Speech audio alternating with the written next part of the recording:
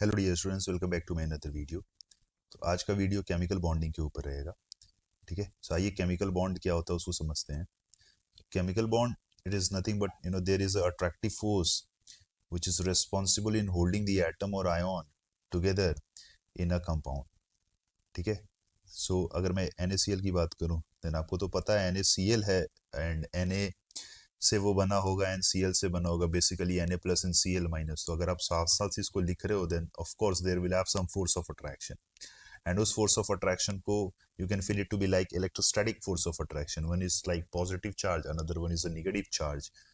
So there will have attractive force, which means hence there will have a chemical bond between NaCl. Now if I talk about like CO2, ये आपको तो पता है CO2 एक covalent bond इसके अंदर है, कोवेलेंट मॉलिक्यूल है ये। सो यहाँ पे कार्बन और ऑक्सीजन के बीच में of course there will have some attractive force which is responsible in making them together. ठीक है, सो वो अट्रैक्टिव फोर्स को हम लोग क्या बोलेंगे? Chemical bond. नाउ यहाँ पे बार बार मैं अट्रैक्टिव फोर्सेस की बात कर रहा हूँ, तो ऐसा नहीं है कि हमेशा you will be finding that कि there will have attractive forces, there will have repulsive forces also. And यहाँ पे मैं क्लियर करना चाहता हूँ आपको कि जो अट्रैक्टिव फोर्सेस होते हैं ये लॉन्ग रेंज फोर्सेस होते हैं, मतलब ये बहुत दूर से इनका इफेक्ट जो है वो हम लोग कंसिडर करना शुरू कर देते हैं। एंड रिपल्सिव फोर्सेस जो होते हैं ये शॉर्ट रेंज फोर्सेस होते हैं। आइए इसको अच्छे से समझते हैं। लेट्स सपोज आपके पास ए और बी है, और ए और बी जो है वो मिलकर क्या बना रहा है? कोवेलेंट बॉन्ड बना रहा है। सो शुरू में क्या होगा, आपके पास यू विल बी हैविंग एक and you will be having B. अगर मैं इसको ए बोल रहा हूँ, इसको बी बोल रहा हूँ, देन ए के अंदर like you will be having electrons and B के अंदर भी you will be having electrons. A के प्रोटॉन को मैं बोल रहा हूँ पीए, ठीक है, न्यूक्लियस के अंदर, एंड बी को मैं क्या बोल रहा हूँ? पीबी। अब ये जो है वो अभी दूर दूर है, अभी ये क्लोज कांटेक्ट में नहीं है। सो जैसे जैसे जब ये करीब आएंगे एक दूसरे के, तो of course you will be finding that कि अट्रैक्टिव फोर्स जो है वो काम करना शुरू हो जाएगा। बिकॉज जैसा कि मैंने आपको बोला, ये काफी दूर से ही काम करना अपना शुरू कर देता है। बट जैसे जैसे ये और क्लोज आते चले जाएंगे ना bro, then you will be finding कि रिपल्सिव फोर्सेस भी जो है वो एक्ट करना शुरू हो जाएगा। एंड यहाँ पे अगर आप देख पा रहे हैं then you be having repulsion, जो कि इन दोनों इलेक्ट्रॉन्स के कारण होगा। न्यूक्लियस के अंदर प्रोटॉन पड़ा हुआ है, यू विल बी फाइंडिंग कि उनके कारण भी रिपल्शन होगा। एंड अगर मैं अट्रैक्शन के पॉइंट ऑफ व्यू से जाऊं, देन पहले वाले का इलेक्ट्रॉन एंड दूसरे वाले का न्यूक्लियस के अंदर पड़ा हुआ प्रोटॉन अट्रैक्ट करेगा। सिमिलरली मैं ए के प्रोटॉन एंड बी के इलेक्ट्रॉन के अट्रैक्शन की भी बात कर सकता हूँ। So what I am saying is कि initially there will have attraction, but जैसे जैसे वो क्लोज आते चले जाएंगे उनके रिपल्सन का भी जो है वो रेट अब धीरे धीरे बढ़ते चला जाएगा। ठीक है, सो एक स्टेट ऐसा आएगा जिस स्टेट में you will be finding that कि अट्रैक्शन एंड रिपल्शन दोनों बराबर हो जाएंगे। ठीक है, एंड वो कौन सा स्टेट होगा? वो तब होगा जब ए और बी एक दूसरे को बेसिकली पेनिट्रेट करेंगे।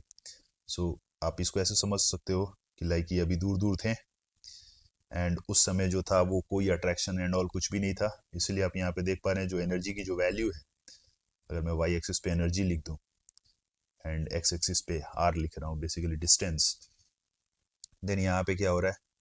अभी जो है वो उसकी वैल्यू जो है वो ऑलमोस्ट लाइक जीरो के बराबर है। अब हौले हौले यू विल बी फाइंडिंग की अट्रैक्शन बढ़ेगा बेसिकली जब आप और क्लोज लाओगे उनके अंदर, but at the same time repulsion भी जो है वो शुरू हो जाएगा। एंड यहाँ वाला पॉइंट देखो आप, ये वाला पॉइंट, इस वाले पॉइंट पे you will be finding that कि जो अट्रैक्शन होगा एंड जो रिपल्शन होगा ये दोनों इक्वल होगा। एंड यही वाला पॉइंट जो है in terms of like covalent bond, मैं बोलूंगा कि वहां पे देयर विल हैव पेनिट्रेशन। ठीक है, एंड अगर ऐसा है देन मैं बोल रहा हूँ आपको कि उस समय जो है वो आपका बॉन्ड बन जाएगा। एंड इस वेरी पॉइंट ऑफ टाइम में ये जो डिस्टेंस होगा ये इसको हम लोग बोलेंगे बॉन्ड लेंथ, एंड ये जो एनर्जी था it will be like called as bond energy. Now यहाँ पे समझने वाली बात यह है कि जब भी आपका कंपाउंड का फॉर्मेशन होगा, ठीक है, तो वो फॉर्मेशन जो होगा वो एक्सोथर्मिक होगा, ठीक है। एंड ये जो मैं बोल रहा हूँ ए बी जो आपका बन रहा है, बेसिकली आप इसको कैसे समझ सकते हो, you can feel it to be like, अभी A2 होगा प्लस B2 होगा, ए बॉन्ड टूटेंगे, बी बॉन्ड टूटेंगे, and then you will be having the formation of AB. So what I'm saying is if AB is formed, then there will have energy which will release. एक्सोथर्मी का मतलब क्या हो रहा है, energy जो है वो रिलीज हो रही है। एंड जैसा कि मैंने पीरियोडिक टेबल में बताया था, अगर कोई रिएक्शन आपके पास है, then there will have enthalpy associated with the reaction.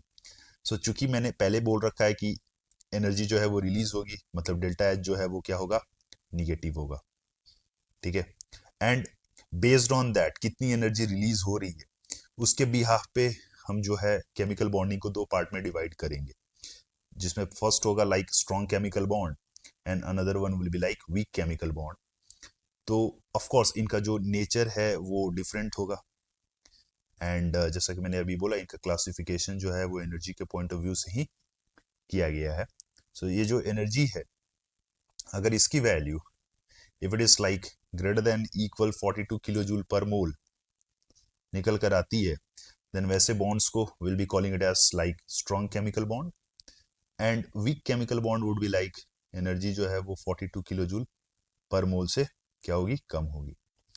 बाद बाकी ये हाइड्रोजन बॉन्ड क्या होता है, वेंडरवाल फोर्सेस क्या होते हैं, ये हम लोग देख लेंगे।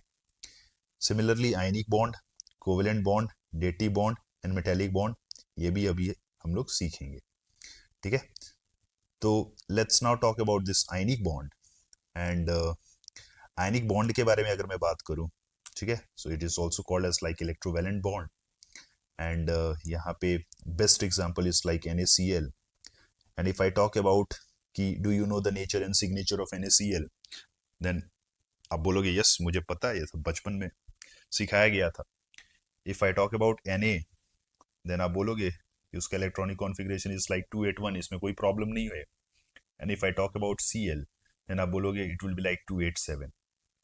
एंड आपको सोडियम का नेचर तो पता है पीरियोडिक टेबल से, वो एक इलेक्ट्रॉन छोड़ना पसंद करेगा because to achieve noble gas configuration.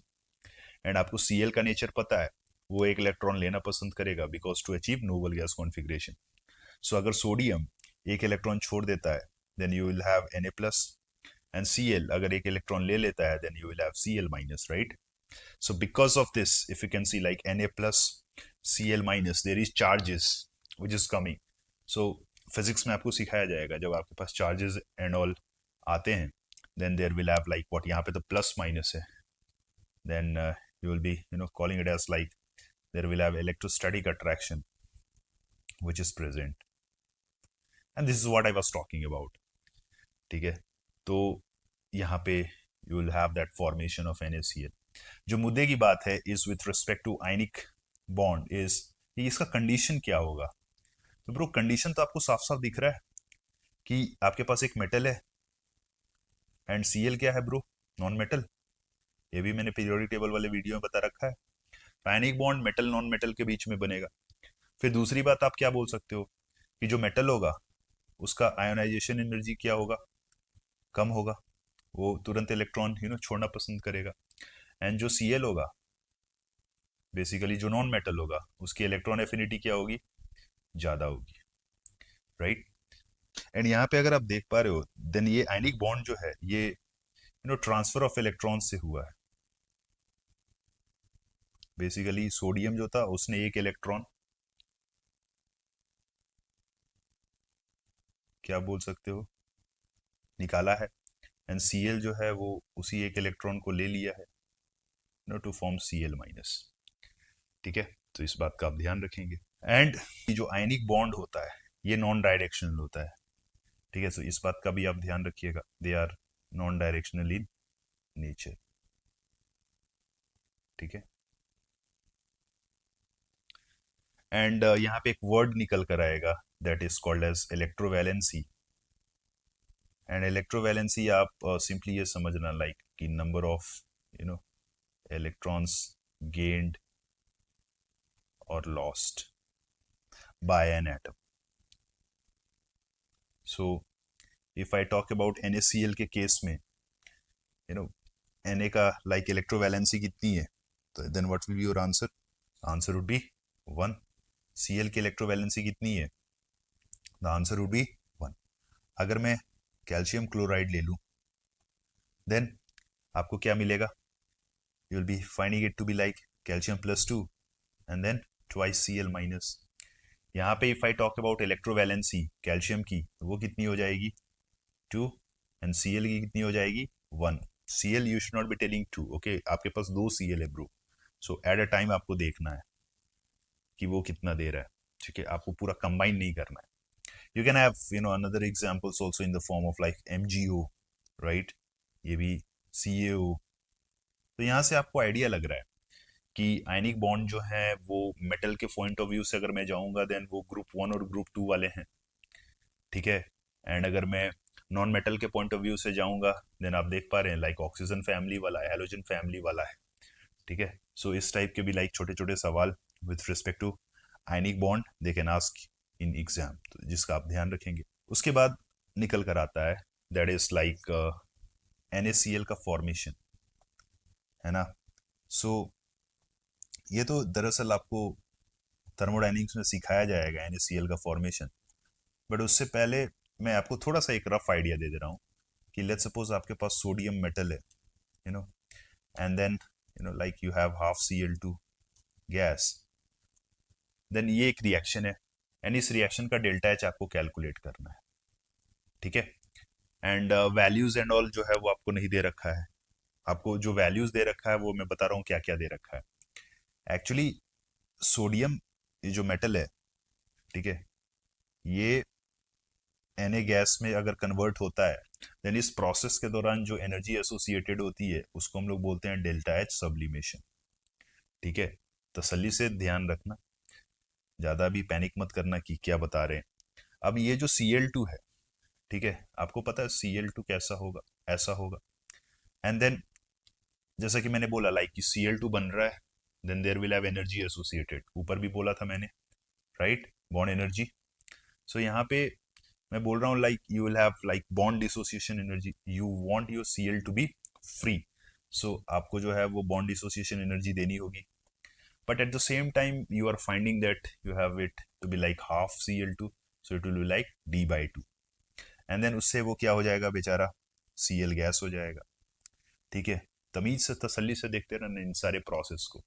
ये फर्स्ट टाइम आपको मिल रहा है, तो ये तो आपको ध्यान में रखना होगा. ठीक है, उसके बाद Na गैस से अगर मैं बोलूँ आपके पास Na+ गैस है, देन इस प्रोसेस को क्या बोलोगे आप? Ionization energy. ठीक है, एंड Cl गैस से अगर मैं बोलूँ Cl- गैस है, देन इस प्रोसेस को आप क्या बोलोगे? Electron gain enthalpy. Of course negative electron gain enthalpy. ठीक है, now Na+ gas Cl- gas से अगर आप NaCl जा रहे हो ना, देन इस प्रोसेस को हम लोग बोलते हैं लैटिस एनर्जी. तो NaCl एक लैटिस है. ठीक है, and lattice energy is what? It's like when 1 mole of a lattice is formed from its constituent ions in gaseous phase, right, of course. So उस प्रोसेस के दौरान the enthalpy associated and all will be called as like lattice enthalpy. Now आपका agenda जो है वो delta H calculate करना है, and आपका रिएक्शन क्या है? ये है. बट जानते हो वो आपको डेटा किस चीज का देगा? वो आपको इन सारी का डेटा दे देगा. ठीक है, एंड उस समय फिर आपको कैलकुलेट करना होगा. तो अब आप इधर से इधर जाओ या फिर इधर से इधर जाओ, जितनी भी एनर्जीज आएंगी ना, उन सारी एनर्जीज को आप ऐड कर देना. So if I have to write like delta H, then it will be like equal to delta H sublimation plus ionization energy plus dissociation energy by 2, electron gain enthalpy. समझ आ रहा है आपको? Plus delta H lattice. ये सारा दिया हुआ रहेगा. कभी कभी क्या होता है ना, डेल्टा H लैटिस निकालने के लिए भी इस रिप्रेजेंटेशन का यूज होता है, जहाँ पे डेल्टा H फॉर्मेशन दिया हुआ रहता है. ठीक है, तो वो तो आप केस डिपेंडेंट हो जाएगा. जो पेपर बना रहा है उसके ऊपर सारी चीज़ें मतलब डिपेंडेंट रहेंगी कि वो क्या किस चीज़ में इंटरेस्टेड है, ठीक है। एंड इस पूरे साइकिल को बोला जाता है like it is called as Born Haber cycle, ठीक है। तो इस बात का आप ध्यान रखिएगा, ये सारी वैल्यूज आपको दे रखी होंगी एंड इसका यूज करके आप डेल्टा एच फॉर्मेशन निकाल सकते हो NaCl का, ठीक है। एंड अगेन ये जो फॉर्मेशन है, 1 mole of a compound is formed from its constituent elements in their standard state। तो अब आपको तो पता नहीं है लाइक NaCl के अंदर जो सोडियम है उसका स्टैंडर्ड स्टेट क्या है। अगर पता है तो बहुत अच्छी बात है। Na सॉलिड Cl का स्टैंडर्ड स्टेट क्या है, ठीक है, क्लोरीन का it is like Cl2 gas, but आपको NaCl चाहिए था, सो दैट इज वाई यहाँ पे हाफ लिखा हुआ था, ठीक है। सो समझ में आ गया तो बहुत अच्छी बात है। चलिए अब आगे बढ़ते हैं and let's now talk about covalent bond. So अगर मैं कोवेलेंट बॉन्ड के बारे में बातें करने जाऊं, देन यहाँ पे you will have mutual sharing of electrons. हाँ, आयनिक में क्या रहा था, कंप्लीट ट्रांसफर हो रहा था, यहाँ पे म्यूचुअल शेयरिंग हो रहा है। यहीं पे मैं एक और बात लिखने जाऊंगा, that is like Lewis dot structure, ठीक है। लुईस ने बोला लाइक कि जो भी आपके पास एटम्स हैं आप उनके वैलेंस इलेक्ट्रॉन्स को in the form of dot लिख दो। लाइक अगर मैं H की बात करूं देन वहां एक होगा तो एक डॉट लिख दो। ऑक्सीजन की बात करूं देन वहां वैलेंस इलेक्ट्रॉन कितने होंगे ऑक्सीजन के अंदर, आंसर वुड बी 6, तो मैं 6 डॉट बना दे रहा हूँ। अगर मैं नाइट्रोजन की बात करूं देन नाइट्रोजन के अंदर कितने होंगे, 5, तो मैं 5 बना दे रहा हूँ। आपको रत्ती भर भी टेंशन नहीं लेना है कि ये इस तरीके से क्यों बनाया है मैंने, ये इस तरीके से क्यों बनाया है मैंने, डॉट है भाई, बस बात खत्म है, ठीक है। अब वो डॉट आपको जहां लगाना है वहां लगा दो। ऐसे भी अगर आप लिखना चाहते हैं लिख लीजिए भाई, जो आपको अच्छा लगे जैसे लगे आप लिख लो, कोई दिक्कत नहीं है। यहाँ पे लेट्स सपोज अब मेरे को मॉलिक्यूल्स बनाने हैं, ठीक है, H dot and H dot. तो लुईस ऑक्टेट रूल जो है वो क्या कहता है, वो कहता है कि every element wants to complete its octet। octet means bro 8 electrons, ठीक है, और duplet, duplet means like 2 electrons. So ये दरअसल ये जो ड्यूप्लेट वाली बातें हो रही है ना, ये हाइड्रोजन के लिए हो रही है, बिकॉज हाइड्रोजन तो 8 इलेक्ट्रॉन रखेगा नहीं, right. And for that it can donate accept और share electrons which results in the formation of a chemical bond, ठीक है। तो अब यहाँ पे 8 इलेक्ट्रॉन्स रखने हैं, एंड अगर पर्पस 8 इलेक्ट्रॉन्स रखने का है एंड 2 इलेक्ट्रॉन्स रखने का है, देन फिर आप समझ चुके हो हाइड्रोजन के केस में 2 इलेक्ट्रॉन्स चाहिए उसको, तो मैं ऐसे कर दे रहा हूँ, 2 इलेक्ट्रॉन मिल गया, शेयरिंग हो गया दूसरे वाले H का, एंड जो दूसरा वाला H है वो पहले वाले H का ले लेगा, ठीक है। एंड बिकॉज ऑफ दैट इस टाइप का जब शेयरिंग एंड ऑल हो रहा है, so there will be a single bond which will come, it is like one bond is there, and अगर one bond है then इसके अंदर कितने इलेक्ट्रॉन्स इन्वॉल्व है, 2 इलेक्ट्रॉन्स, एक H का, दूसरा दूसरे H का। सिमिलरली अगर मैं ऑक्सीजन की बात करूं देन ऑक्सीजन के valence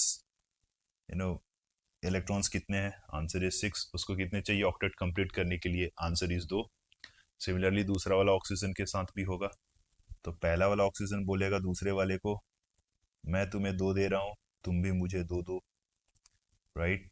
and if that happens, यहाँ पे एक बॉन्ड बनेगा, यहाँ पे एक बॉन्ड बनेगा, एंड अगर मुझे डायग्राम के पॉइंट ऑफ व्यू से इसको रिप्रेजेंट करना होगा देन मैं कुछ ऐसा रिप्रेजेंट करूंगा, राइट। यहाँ पे देख लो शेयरिंग हो रहा है एंड यहाँ पे 2 बॉन्ड बन रहे हैं, एंड आपको तो पता है एक बॉन्ड का मतलब 2 इलेक्ट्रॉन, मतलब 2 बॉन्ड का मतलब कितने इलेक्ट्रॉन, 4 इलेक्ट्रॉन। सिमिलरली नाइट्रोजन के केस में 5 है, सो नाइट्रोजन को ऑक्टेट कंप्लीट करने के लिए कितना चाहिए, आंसर इज 3, राइट। तो दूसरा वाला नाइट्रोजन को भी कितना चाहिए, 3, है ना। एंड आपको तो पता है एक बॉन्ड का मतलब 2 इलेक्ट्रॉन, सो आप इससे कॉम्बिनेशन से यू फाइंडिंग कि there will be 3 bonds which will come, right. आप कुछ ऐसे इसको रिप्रेजेंट कर सकते हो, there is no problem in this. ठीक है, तो इस बात का आप ध्यान रखिएगा। यहाँ पे क्या है, 3 बॉन्ड है, एंड अगर 3 बॉन्ड है मतलब कितने electrons, 6 electrons, right. Now if I talk about this covalent bond ना, देन ये कोवेलेंट बॉन्ड दरअसल दो टाइप का होता है bro. One is like called as polar covalent bond and another one is called as non polar covalent bond. अब ना polar means which contains और विच हैव पोलैरिटी, एंड जब मैं पोलैरिटी की बात कर रहा हूँ then what I am saying is कि वहाँ पे जो एलिमेंट्स इन्वॉल्व होंगे उनके बीच में like there will have electronegativity difference, ठीक है। बट जो नॉन पोलर होते हैं, नॉन पोलर के अंदर you will be finding that कि which does not have polarity. अगर if it does not have polarity then delta E N कितना हो जाएगा, वो जीरो हो जाएगा। एंड इसका क्लासिक एग्जांपल आप देखने के लिए जाओगे देन ये सारे हैं, देखो you have atoms of similar type which forms a molecule, वो नॉन पोलर के अंदर चले जाएंगे, एंड पोलर के अंदर तो फिर आपको पता ही है, कार्बन हाइड्रोजन आप ले लो, ऑक्सीजन हाइड्रोजन ले लो, you will be finding that कि there will have difference in electronegativity, right. And covalent के बारे में एक और बातें बोली जाती हैं, दैट इज लाइक कि they are directional in nature. इस बात का भी आप ध्यान रखिएगा।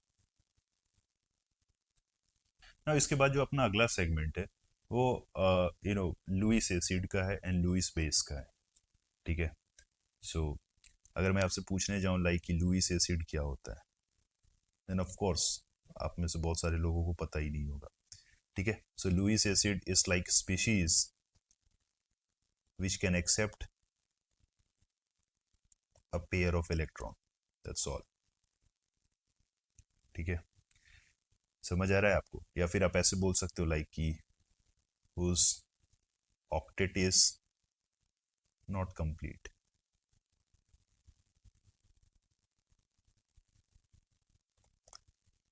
एंड लुईस बेसिस, या फिर आप लुईस बेस बोल लो उसको, it is like species which can donate a pair of electron। So donation की बात हो रही है तो इसके एग्जांपल्स मैं लिखना पसंद करूंगा, it is like F minus. अब देखो यहाँ माइनस है, निगेटिव चार्ज है, निगेटिव चार्ज मीन्स 2 इलेक्ट्रॉन्स, तो वो दे देगा। O H minus again negatively charge species, electron दे देगा। You will have NH2 minus, again negatively charge species, दौड़ दौड़ के इलेक्ट्रॉन देगा। तो ये सारे क्या है, लुईस बेस है। आपको डाउट हो सकता है लाइक कि ये सारे charge species, negatively charge species Lewis base हैं, यस। कोई न्यूट्रल वाले हैं क्या, हाँ हैं। आप H2O ले लो, H2O में यू आर फाइंडिंग लाइक कि ऑक्सीजन के पास 2 लोन पेयर होगा। सो अगर ऑक्सीजन के पास 2 लोन पेयर होगा तो फिर ठीक है, ये भी लुईस बेस है। NH3 यहाँ पे यू विल बी फाइंडिंग कि इसके अंदर एक है, ठीक है, तो फिर ये भी दे सकता है इलेक्ट्रॉन। अब जो लुईस एसिड होगा, ठीक है, उसके एग्जाम्पल्स आप क्या क्या ले सकते हो, आओ मैं लेता हूँ। आपके पास है BF3, ठीक है, BF3। एंड अगर मैं बोरोन के बारे में लिखने के लिए जाऊं देन क्या आप लिखोगे, it will be like 2s2 2p1 and 2s2 2p1, like अगर मैं एक्साइटेड स्टेट में लिख दूं इसको देन क्या होगा, ये जो S के अंदर 2 इलेक्ट्रॉन्स है वो कहाँ चले जाएंगे, P में चले जाएंगे। एंड आपको पता है फ्लोरीन लाइक वो एक इलेक्ट्रॉन ही लेना पसंद करेगा। सो बेसिकली अगर वो इधर जा रहा है then what you are finding कि BF3 बन जाएगा, ठीक है। एंड अगर BF3 बन जाएगा then how many bonds and all will be there, so of course like fluorine है, सो फ्लोरीन एक ही बॉन्ड बनाएगा। तो यू विल बी फाइंडिंग कि there will have 3 bonds, single bonds which will come. And जैसा कि मैंने अभी आपको ऊपर बोला था, एक बॉन्ड के कारण कितने इलेक्ट्रॉन, 2, तो 3 के कारण कितने हुए, 6। सो अगर मैं बोरोन के बारे में पूछने जाऊं देन अभी वो कितने हैं इलेक्ट्रॉन्स, 6 इलेक्ट्रॉन्स। इसका ऑक्टेट कंप्लीट नहीं है, ये लुईस एसिड है। समझ में आ रहा है आपको। एट द सेम टाइम अगर मैं आपसे पूछूं बोरोन का एक वेकेंट ऑर्बिटल है क्या, आंसर इज यस। देखो ये खाली है, तो बोरोन के अंदर क्या है, एक वेकेंट ऑर्बिटल है। तो उस वेकेंट ऑर्बिटल को मैं कैसे रिप्रेजेंट कर रहा हूँ, ऐसे कर रहा हूँ। आई अंडरस्टैंड दैट कि वो वेकेंट पी ऑर्बिटल है एंड आपका मन करेगा ऐसा डम्बेल टाइप बनाने का, तो आप ऐसा फील कर सकते हो इसको some sort of dumbbell type only, या फिर अगर ये ज़्यादा आपको प्रॉब्लम क्रिएट कर रहा है देन आप कुछ ऐसे सब बना लो, ठीक है, आपके ऊपर है। नाउ अब मैं क्या कर रहा हूँ कि ये जो NH3 है इसको मैंने यहाँ बना दिया, and NH3 is like a Lewis base, अभी मैंने ऊपर बातें करी थी, एंड यहाँ पे एक लोन पेयर पड़ा हुआ है, ठीक है। अब ये लोन पेयर क्या होगा ना कि बोरोन के वेकेंट ऑर्बिटल में नाइट्रोजन दे देगा, ठीक है, एंड बॉन्ड बन जाएगा फिर। समझ आ रहा है आपको? ऐसे बहुत सारे एग्जांपल्स है, like you can have AlCl3, and फिर आपके पास इधर क्या होगा, कोई लुईस बेस होगा, ठीक है, जो एल्यूमिनियम को क्या करेगा, इलेक्ट्रॉन देगा। अभी कितने इलेक्ट्रॉन्स है इसके पास, 6, राइट। सो इस बात का आप ध्यान रखिएगा।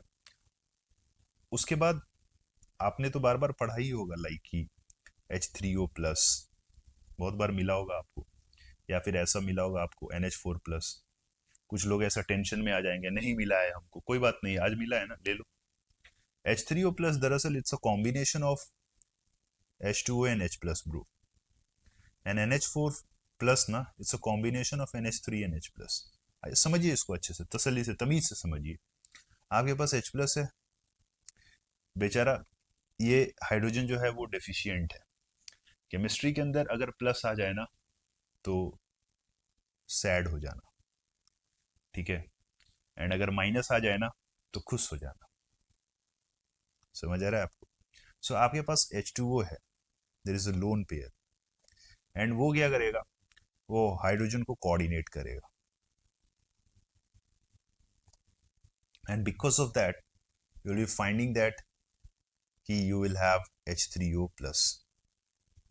सिमिलरली NH3 के अंदर नाइट्रोजन के पास क्या है, लोन पेयर है, एंड ये हाइड्रोजन जो है वो ऐसा अकेला है, बेचारा डेफिशिएंट है। तो ये नाइट्रोजन जो है वो हाइड्रोजन को अपने इलेक्ट्रॉन्स जो है वो सप्लाई कर देगा। समझ आ रहा है आपको? एंड फिर एक बॉन्ड बन जाएगा। नाउ इस टाइप का जो पार्टिसिपेशन हो रहा है ना, जहां पे यू आर फाइंडिंग दैट कि you have got only one of the species which is giving both the electrons, then इस टाइप के जो बॉन्ड्स होते हैं उनको अपन बोलते हैं कोऑर्डिनेट बॉन्ड या फिर डेटी बॉन्ड। एंड यहाँ पे आप साफ साफ लिख लेना, कोऑर्डिनेट बॉन्ड या फिर डेटी बॉन्ड क्या होता है, it is the bond which is formed when shared electron pair is provided by one of the bonding atom, ठीक है। आप यहाँ पे देख लीजिए एग्जाम्पल में, ये जो ऑक्सीजन था यही बेचारा दोनों इलेक्ट्रॉन्स दे रहा था, नाइट्रोजन था यही दोनों दे रहा था, ठीक है। अब यहाँ पे बच्चे लोगों का एक डाउट हो जाता है कि डेटी बॉन्ड में तो मैंने ये बता दिया, ठीक है, so let's suppose A is giving electrons to B, then अब ये जो बॉन्ड है will be called as dative bond. But उनका ये डाउट हो जाता है कि अगर A इलेक्ट्रॉन दे रहा है देन ये क्या है, ये मोर इलेक्ट्रोनिगेटिव है क्या, या फिर क्या है, ये लेस इलेक्ट्रोनिगेटिव है क्या? The answer is bro, donor आपका कुछ भी हो सकता है, मोर इलेक्ट्रोनिगेटिव भी हो सकता है, लेस इलेक्ट्रोनिगेटिव भी हो सकता है। डोनर के पास बस इलेक्ट्रॉन्स होने चाहिए डोनेट करने के लिए, दैट्स ऑल। अब वो मोर इलेक्ट्रोनिगेटिव हो, लेस इलेक्ट्रोनिगेटिव हो, उससे लेना देना नहीं है, ठीक है। उसके बाद ये जो कोऑर्डिनेट बॉन्ड होता है एंड कोवेलेंट बॉन्ड जो होता है, कोऑर्डिनेट एंड कोवेलेंट के बीच में सिर्फ और सिर्फ जब बॉन्ड बनता है ना उस समय डिफरेंसेस आती है। आप यहाँ पे देख रहे हो कि कोऑर्डिनेट में मैंने क्या बोला है, ए जो है वो बी को अपने दोनों इलेक्ट्रॉन्स दे रहा है, ठीक है, एंड उनके बीच में जो बॉन्ड बन रहा है वो कोऑर्डिनेट बॉन्ड हो गया। एंड अभी मैंने ऊपर क्या पढ़ाया था आपको, A single bond B, A single bond B, right, उनके बीच में कौन सा बॉन्ड था, वो कोवेलेंट बॉन्ड था। तो ये जब शुरू में मैंने इसको बोला ना कोवेलेंट बॉन्ड था, तो वहां पे क्या हो रहा था, there was like mutual sharing of electron, A भी एक इलेक्ट्रॉन दे रहा था, बी भी एक इलेक्ट्रॉन दे रहा था। बट ओवर हियर कोऑर्डिनेट में क्या है, ए ही जो है वो दोनों इलेक्ट्रॉन दे रहा है। बट जब ये बॉन्ड बन जाएगा ना then coordinate bond and covalent bond दोनों सेम हो जाएंगे. What I am trying to say is कि coordinate bond and covalent bond differ in the way they are formed. Initially उनके अंदर differences होगा, but once formed it will behave as a covalent bond only. And उस case में ये जो है ना, ये एरो से रिप्रेजेंट होता है, एंड इस मुंह के ऊपर चार्ज माइनस आता है एंड ये पूंछ के ऊपर चार्ज प्लस आता है. इस बात का आप ध्यान रखिएगा. एंड दरअसल ये अभी हम लोग करेंगे भी इन फॉर्मल चार्ज के कॉन्सेप्ट में इसके बारे में विशेष रूप से चर्चा करेंगे. So over here it was like Lewis के बारे में मैंने आपको बता ही दिया ऊपर. लुइस जो था वो बोला कि 8 electrons in the case of octet, duplet के केस में 2 इलेक्ट्रॉन्स. लाइक अगर मैं NH3 की बात करूं, then as per Lewis dot structure it will have like how many electrons? Valence electrons 5, जिसको मैं ऐसे रिप्रेजेंट कर रहा हूं. And there will have hydrogen. Hydrogen के पास कितने होंगे? एक, 3 हाइड्रोजन होंगे. एंड व्हाट विल हैपन, यहाँ पे देखो there will be a bond. And वही तो मैं ऊपर बोल रहा था NH3, यहाँ पे you will be finding that कि नाइट्रोजन के पास क्या है, एक लोन पेयर है. ओके ये जो 2 इलेक्ट्रॉन्स है इसको अब हम लोग बोलेंगे लोन पेयर. इस बात का आप ध्यान रखिएगा. तो यहाँ पे आप साफ साफ देख पा रहे हैं दैट कि नाइट्रोजन का क्या हो रहा है, ऑक्टेट पूरा हो रहा है. लुइस जो था वो कंपाउंड के ज्योमेट्री के बारे में प्रिडिक्ट नहीं कर पाया था, बता नहीं पाया था, तो उसका ड्रॉबैक था. एंड कुछ और ड्रॉबैक्स थे.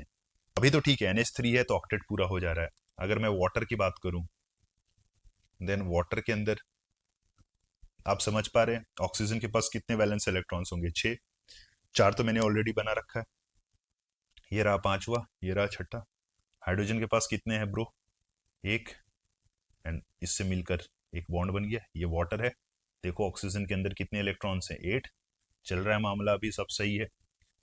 अब इस नाइट्रोजन को हटा के अगर मैं फॉस्फोरस कर दूं, and if I am saying it to be like PCl3, अभी भी देखो आप phosphorus nitrogen like same family से बिलोंग करते हैं. So again there will have 5 electrons, जिसको मैंने 2 इलेक्ट्रॉन्स यहाँ डाल दिए, तीसरा, चौथा, 5वां. And you will be finding like Cl के अंदर कितने होंगे, एक एक होंगे. And there will be a bond which will be formed. And यहाँ फॉस्फोरस के पास कितने इलेक्ट्रॉन्स है, 8. Later on it was like there were species which has been formed in which central metal atom के पास was not having 8 electrons. Some of the species were having less than 8 electrons, some of the species were having more than 8 electrons. Like मैंने जैसा ऊपर में अभी आपको बताया था BF3 है ना, BF3 के अंदर कितने इलेक्ट्रॉन्स थे, सिर्फ 6 इलेक्ट्रॉन्स थे. अभी तो इसका ऑक्टेट नहीं पूरा हो रहा, बट कंपाउंड तो ऐसा बन रहा है. समझ में आ रहा है आपको? अच्छा, जहां पे you will be finding that central metal atom के पास 8 इलेक्ट्रॉन्स नहीं है, those species will be called as hypovalent species. Hypovalent species. और कुछ एग्जांपल हो सकता है क्या हाइपोवैलेंट स्पीशीज का? अगेन ऊपर ही जैसे मैंने लिया था AlCl3, कितने थे, 6 इलेक्ट्रॉन्स. And you will be getting one category of species that is called as hypervalent species. Hypervalent species में क्या होगा, वैसे स्पीशीज जिनके अंदर लाइक नंबर ऑफ इलेक्ट्रॉन्स कितने होंगे, 8 से ज़्यादा होंगे. एग्जाम्पल SO3 चेक कर लो आप, एग्जाम्पल PCl5 है ना, XCF4, राइट, IF7. आप समझ रहे हो? यहाँ पे आप कैलकुलेट कर लो, लाइक IF7 में लाइक फ्लोरीन है, there will have like 7 bonds. And 7 bonds हो गया मतलब 7 × 2 14 इलेक्ट्रॉन्स है ना. जेनॉन आपको पता है 8 इलेक्ट्रॉन्स होते हैं उसके आउटर मोस्ट शेल में. तो अगर 4 इधर है तो 4 इधर होगा, राइट. और इस 4 के कारण कितना आएगा, 8 आएगा है ना. So there will have 12. Phosphorus आपको कितना, 5 होता है, राइट. एंड इधर 5 Cl है, सो कितने हो गए, 10, right. Oxygen, sulphur like same family से बिलोंग करते हैं. अगर आप स्ट्रक्चर बनाना चाहें देन ये बनता है, ठीक है। एंड यहाँ पे आप देख पा रहे हैं लाइक साफ साफ कितना आएगा, you will be finding that 6 bonds आ रहे हैं, राइट। सो 12 इलेक्ट्रॉन्स। समझ आ रहा है आपको? आप SO2 भी ले सकते हो, है ना। सो ये सारे जो केसेस है वो कौन से केसेस हैं? हाइपर वैलेंट वाले, जहाँ पे नंबर ऑफ इलेक्ट्रॉन्स जो है वो कितने हैं? 8 से ज़्यादा है, ठीक है। नाउ जैसा कि मैं आपको बता रहा था कि फॉर्मल चार्ज का कॉन्सेप्ट आपको याद होगा अभी, जैसे मैंने बोला आपको, अगर नाइट्रोजन है, हाइड्रोजन हाइड्रोजन हाइड्रोजन, एंड यहाँ पे लाइक बोरोन को वो दे रहा था, राइट। सो मैंने बोला ये डेटी बॉन्ड है, एंड डेटी बॉन्ड को आपको अब नाउ ऐसा कोवेलेंट बॉन्ड ही ट्रीट करना है। सो जो दे रहा है उसके ऊपर प्लस, जो ले रहा है उसके ऊपर माइनस, ठीक है। सो आइए इस फॉर्मल चार्ज को समझते हैं। The formal charge of an atom in a polyatomic molecule और आयन में be defined as difference in number of valence electron. सबसे पहले तो ये डिफरेंस है in number of valence electron of that atom in free state. Imagine करना है कि जिस भी एटम का आप फॉर्मल चार्ज निकाल रहे हो उसके वैलेंस इलेक्ट्रॉन फ्री स्टेट में कितने हैं, and the number of electrons assigned to that atom in the Lewis structure. अब आप यहाँ बोल सकते हो कि लुईस स्ट्रक्चर बनाने में आप थोड़े से कंफर्टेबल हो चुके हो, और जैसे जैसे लेक्चर आगे बढ़ेगा वैसे वैसे आप और ज़्यादा कंफर्टेबल हो जाओगे। सो यहाँ से फॉर्मूला निकल कर आता है like total number of valence electrons in the free atom minus twice into total number of lone pair. Actually electrons होते हैं ना, तो अगर आप लोन पेयर देख रहे हो, एक लोन पेयर में 2 इलेक्ट्रॉन्स होते हैं, तो या फिर आप यहाँ लोन पेयर इलेक्ट्रॉन कर दो। अगर आप लोन पेयर इलेक्ट्रॉन यहाँ करने जाओगे देन यहाँ 2 नहीं होगा, एंड अगर आप लोन पेयर लिखोगे देन यहाँ 2 होगा, ठीक है। Minus half total number of bonding electrons, ठीक है। सो अगर इसी तर्ज पे अगर मैं कैलकुलेट करने जाऊँ like formal charges and all, तो मैं आपके सामने कुछ ऑलरेडी लुईस डॉट स्ट्रक्चर्स बना कर लाया हूँ, एंड आपको जो है वो फॉर्मल चार्जेस कैलकुलेट करने हैं ऑन ऑल दिस एटम्स। जहाँ पे आप फर्स्ट केस में देख पा रहे हैं यू हैव गॉट 3 ऑक्सीजन्स। सो अगर मैं फर्स्ट ऑक्सीजन के फॉर्मल चार्ज कैलकुलेट करने की बात करूँ देन ऑक्सीजन के अंदर you will be finding that कि वैलेंस इलेक्ट्रॉन कितने होंगे फ्री स्टेट में? Answer is 6। Now minus first वाले ऑक्सीजन में कितना लोन पेयर है ब्रो? Answer is 1। सो आप इसको क्या करोगे? -2 करोगे, है ना। माइनस आप देख पा रहे हो लाइक फर्स्ट वाला जो ऑक्सीजन है ये कितने बॉन्ड बना रखा है? आंसर इज 3, है ना। सो अगर 3 बना रखा है तो बॉन्डिंग इलेक्ट्रॉन्स कितने होंगे? 6। सो ये हाफ जो है into total number of bonding electrons is nothing but total number of bonds only, जिसको आप यहाँ 3 लिख सकते हो। एंड अगर आप ऐसा करोगे देन इस ऑक्सीजन के ऊपर कितना चार्ज आएगा? Answer would be +1। और ये तो होना ही था। ऑक्सीजन जो है वो आमतौर पर कितने बॉन्ड्स बनाता है? 2 बॉन्ड्स। एंड अगर ये अपने औकात से ज़्यादा एक बॉन्ड बना रहा है देन ऑफ कोर्स उसके ऊपर चार्ज कौन सा आएगा? +1। समझ आ रहा है आप? एंड सेकेंड वाला ऑक्सीजन आप इसी तर्ज पे बता सकते हो क्या? जो मैंने अभी बातें बोली, ऑक्सीजन की औकात कितनी है बॉन्ड बनाने की? 2। क्या ये यहाँ 2 बॉन्ड बना रहा है? The answer is yes. तो इसका फॉर्मल चार्ज कितना निकल कर आएगा? The answer is 0। आप वो कैलकुलेट भी कर लो। फ्री स्टेट में तो 6 ही होगा, माइनस कितने लोन पेयर्स हैं? 2। So it will be like 2 into 2 is 4, minus कितने बॉन्ड पेयर है? Answer is 2, right. सो आप -2 कर दो, कितना आएगा ये? 0। वही तो मैं बोल रहा था। एंड ये जो थर्ड वाला ऑक्सीजन है, जैसा कि मैंने बोला ऑक्सीजन की औकात 2 है। अगर 2 से ज़्यादा बॉन्ड एक बनाएगा तो प्लस आएगा, और इमेजिन करो 2 से एक बॉन्ड कम बनाएगा तो कितना आएगा? फिर माइनस आएगा। आप चेक भी कर सकते हो। O3 will be like what? 6 minus कितने लोन पेयर्स हैं? You have got your lone pairs to be like 3, so it will be like 6 minus 6 minus half.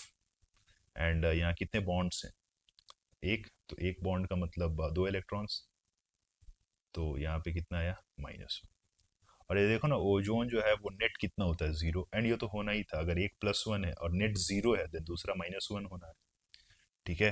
So I believe ये आसान है, कर लोगे आप। फॉर्मल चार्ज निकाल लोगे आप। निकालो कार्बन का फॉर्मल चार्ज। सो अगर मैं कार्बन के फॉर्मल चार्ज की बात करूँ तो सबसे पहले क्या है? उसके वैलेंस इलेक्ट्रॉन फ्री स्टेट में कितने होते हैं? 4, माइनस कितना लोन पेयर है? 1। सो it will like 2 electron minus कितने बॉन्ड्स बना रखा है कार्बन ने, बोलो 3, तो 3 बॉन्ड मतलब कितने electrons, 6, so 6/2 is like 3, so यहाँ पे मैं 3 कर दे रहा हूँ and this will come out as how much, -1। Similarly अगर मैं ऑक्सीजन की बात करूँ देन क्या आप कंफर्टेबल हो, यहाँ ऑक्सीजन पे क्या चार्ज आप दे दोगे, सीधा सीधा सीधा +1 बैठा दो। ऑक्सीजन की औकात कितनी है, 2 बॉन्ड बनाने की, 2 से ज़्यादा बना रहा है, 1 बॉन्ड बना रहा है, मतलब क्या होगा +1। या फिर आप कैलकुलेट कर लो, 6 माइनस 1 लोन पेयर है मतलब 2 इलेक्ट्रॉन, 3 बॉन्ड है, तो कर लो यार कितना आएगा +1। और ये तो होना भी था, लाइक CO न्यूट्रल है, सो एक +1 और दूसरा -1 है ना। क्या आप साइनाइड वाला कर लोगे, CN, ये कार्बन कितना होगा bro, 4, again minus number of lone pairs, basically ये जो C माइनस है ये भी तो इलेक्ट्रॉन ही है, माइनस मतलब 2 इलेक्ट्रॉन, तो 4 - 2, ठीक है, माइनस कितने बॉन्ड्स बना रखे इसने, 3, so it will be like 3, यहाँ पे कितना आएगा, इट विल बी लाइक -1।